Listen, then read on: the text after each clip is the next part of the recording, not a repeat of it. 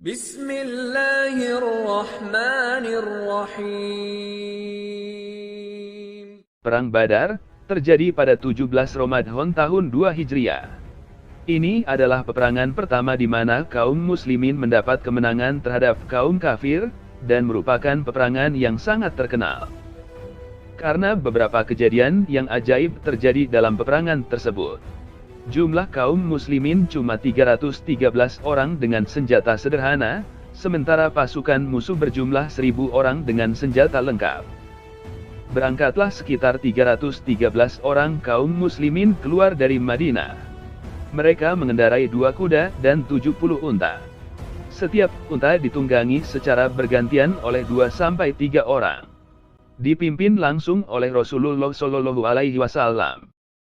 Di mana tujuannya waktu itu hanyalah untuk menyerang kafilah dagang yang dipimpin oleh Abu Sufyan. Mereka membawa harta kaum muslimin yang dirampas sewaktu di Mekah dulu. Abu Sufyan dengan kejeliannya lalu mengutus mata-mata, sehingga rencana kaum muslimin diketahui oleh Abu Sufyan. Dia lalu mengutus Damdam bin Amr al-Ghifari ke Mekah untuk meminta bala bantuan. Atas siasat Abu Sufyan, Damdam membuat dirinya seperti orang yang sudah disiksa oleh pasukan muslimin. Badannya berlumuran darah, bajunya sobek-sobek. Hal tersebut membuat Mekah geger, lalu Abu Jahal dengan cepat membentuk pasukan. Tidak menunggu lama, terbentuklah pasukan besar lebih kurang 1000 personil dengan senjata lengkap. Pasukan itu lalu bergerak menuju Madinah di bawah pimpinan Abu Al-Hakam, atau Abu Jahal. Sementara itu, kafilah Abu Sufyan berusaha menghindari kaum muslimin. Dia mengubah jalurnya, menyusuri pantai menuju Mekah.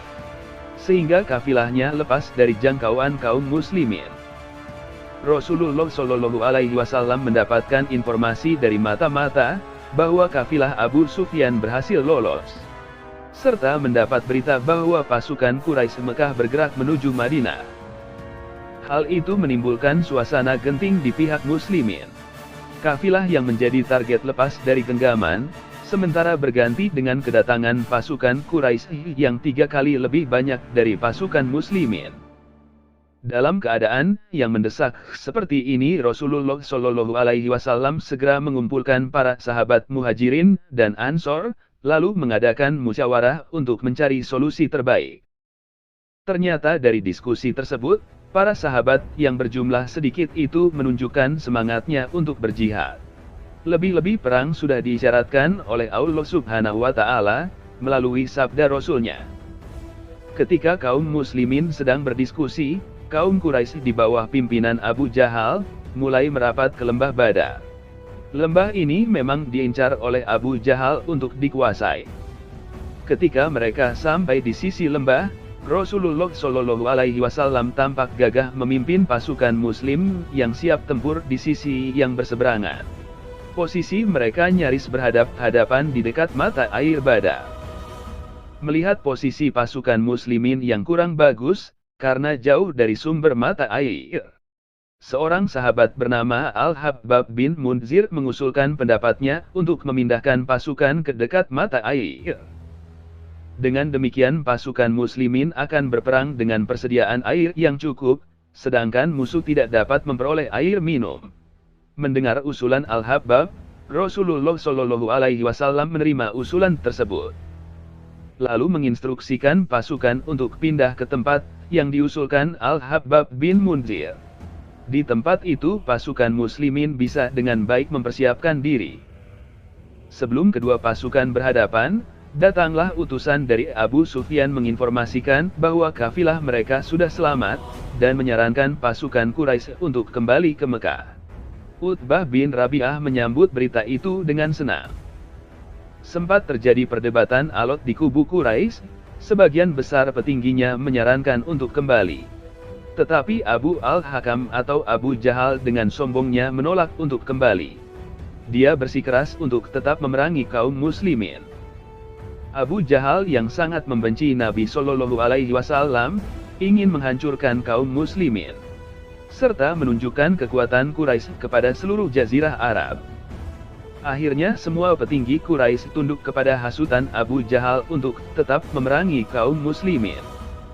Ketika pasukan kafir Quraisy dengan angkuh maju menuju lembah Badar, Rasulullah Shallallahu Alaihi Wasallam mengangkat tangan lalu berdoa kepada Allah Subhanahu Wa Taala. Dan para sahabat menunjukkan kesetiaan mereka, serta keikhlasan hati dalam membela agama Allah. Hal itu juga yang membuat semangat jihad membara dalam hati para sahabat radhiyallahu anhum ajmain. Beberapa saat setelah kedua pasukan berhadapan, peperangan dibuka dengan tampilnya 3 jagoan Quraisy menuju medan laga, tempat yang memisahkan kaum muslimin dengan kafir Quraisy. Ini merupakan salah satu peradaban orang zaman dulu ketika berperang, yakni dibuka dengan duel 1 lawan 1. Dengan mengutus petarung-petarung tangguh dari masing-masing kubu. 3 orang petarung tangguh Quraisy yang maju adalah Utbah bin Rabi'ah, Walid bin Utbah, dan Syaibah bin Rabi'ah. Mereka menantang petarung muslimin yang sama-sama berasal dari Mekah atau Muhajirin.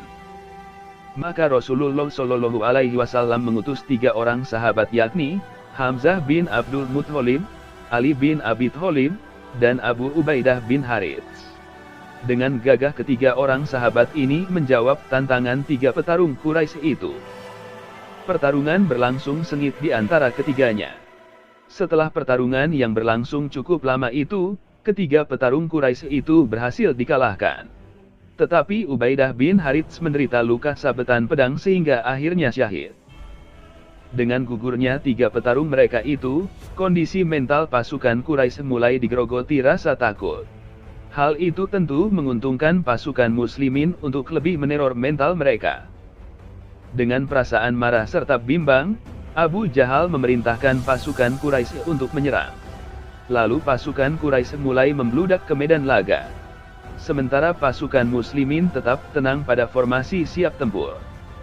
Setelah pasukan Quraisy berada dalam jangkauan tembak, Hamzah bin Abdul Muthalib memberi instruksi kepada pasukan pemanah. Lalu dengan gerakan serentak, maka berjatuhanlah pasukan Quraisy terkena hujanan anak panah muslimin. Setelah konsentrasi pasukan Quraisy buyar karena serangan panah, lalu para sahabat seperti Umar bin Khattab, Ali bin Abi Thalib beserta yang lainnya mendobrak pasukan musuh. Peperangan pun berkecamuk, banyak para petinggi kafir Quraisy yang gugur. Di antaranya Abu Jahal yang berhasil dilumpuhkan oleh 2 orang anak muda muslimin dari kaum Ansor, kemudian dibunuh oleh sahabat yang bernama Abdullah bin Mas'ud. Pasukan kafir Quraisy mulai porak-poranda. Bilal bin Robah juga berhasil membunuh petinggi Quraisy lainnya yaitu Umayyah bin Khalaf. Orang yang sangat keras menyiksa Bilal sewaktu di Mekah dulu, sewaktu Bilal bin Robah menjadi budaknya. Akhirnya pasukan Quraisy berhasil dipukul mundur. Di sini janji Allah terbukti kebenarannya. Berkat pertolongan Allah Subhanahu Wa Taala, pasukan muslimin yang berjumlah sedikit dengan peralatan perang seadanya, mampu mengalahkan pasukan Quraisy yang berjumlah lebih dari 3 kali lipat pasukan muslimin, serta dilengkapi dengan peralatan perang yang canggih saat itu. Pasukan Quraisy kocar-kacir menyelamatkan diri masing-masing. Banyak di antara mereka yang menjadi tawanan pasukan muslimin. Rasulullah Shallallahu Alaihi Wasallam berpesan kepada para sahabat untuk bersikap baik kepada tawanan, memberi makan dan minum yang cukup, serta tidak boleh menyiksa tawanan. Perlakuan seperti inilah yang membuat banyak dari tawanan itu yang terbuka hatinya untuk memeluk Islam. Kemenangan di Perang Badar ini memberi dampak yang luar biasa kepada Islam. Di antaranya kabilah-kabilah Arab mulai melirik dunia Islam. Madinah mulai diperhitungkan. Sedangkan di pihak Quraisy, nama mereka kian merosot di mata kabilah Arab.